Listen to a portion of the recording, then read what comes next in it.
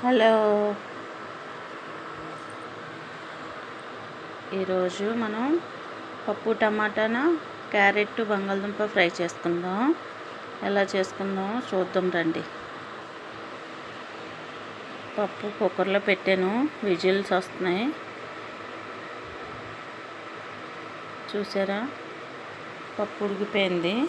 ఈలోపు మనం క్యారెట్ బంగాళదుంప రెడీ చేసుకుందాం.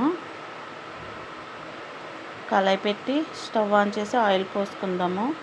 ఆయిల్ పోసుకొని వెల్లుల్లి చితగొట్టుకొని వెల్లుల్లి వేసుకొని 4 ఎండుమిర్చి వేసుకుందాము. కొద్దిగా పోపులు వేసుకొని కొంచెం వేయించుకుందాము. వేయించుకున్నాక కొద్దిగా కరివేపాకు వేసుకున్నాను. బాగా వేగిన తర్వాత ఆనియన్స్ వేసుకుంటున్నాను. ఫ్రై పప్పులోకి చాలా బాగుంటుంది, ట్రై చేయండి ఫ్రెండ్స్.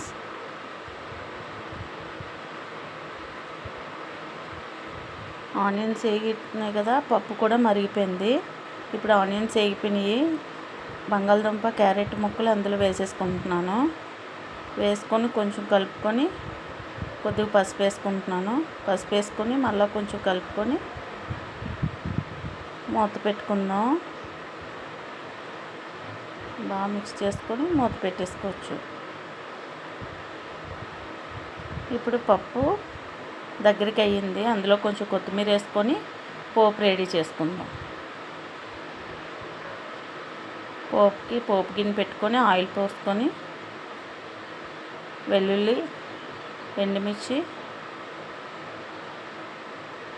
కొంచెం ఆవాలు, కొంచెం జీలకర్ర